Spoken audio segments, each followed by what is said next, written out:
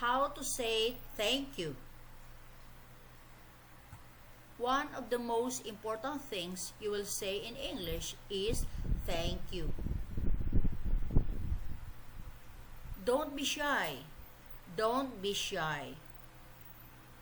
Say thank you to someone every day. Say thank you to someone every day. Here are some more ways to say thank you in English. Thank you so much. Thank you so much. Thanks a bunch. Thanks a bunch. That's perfect. That's perfect. You're too kind. You're too kind. You're the best. You're the best. You're my savior. You're my savior.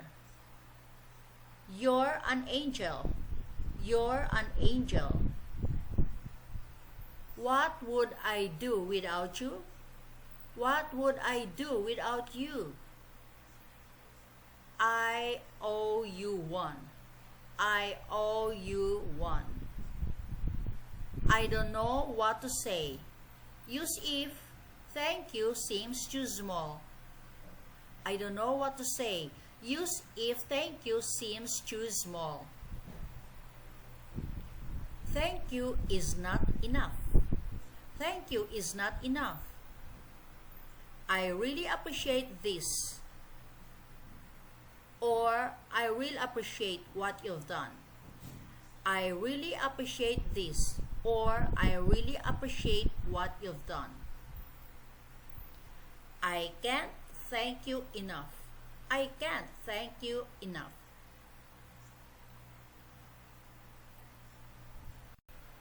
Sometimes you need to say no in a polite way. No, thank you. No, thank you. Thanks anyway. Thanks anyway. No, thanks. No, thanks. Not today, thank you. Not today, thank you. Thank you, but I'm not interested. Thank you, but I'm not interested. Note, you may also hear people say, thanks, but no thanks. You may also hear people say, thanks, but no thanks. This is a sarcastic or funny way to say, no, thank you. This is a sarcastic or funny way to say, no, thank you. Survival challenge. Survival challenge. The term gratitude means thankful. The term gratitude means thankful.